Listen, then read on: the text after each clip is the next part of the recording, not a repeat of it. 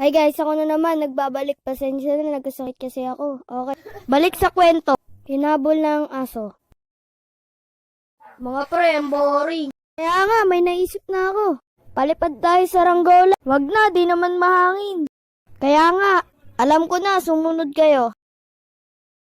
Oh, masusolusyonan ba problema natin dyan? Oh, eto na ang maiwagang lata. Oh, anong meron dyan?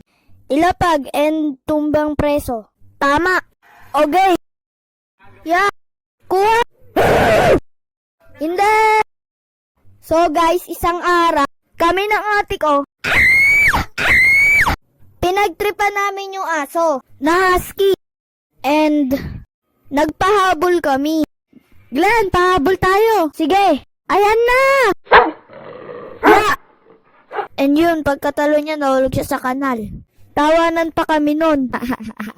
Dahil may sugat siya. Mabait naman yung aso. So guys, maraming salamat. Merry Christmas and Happy New Year. Bye-bye.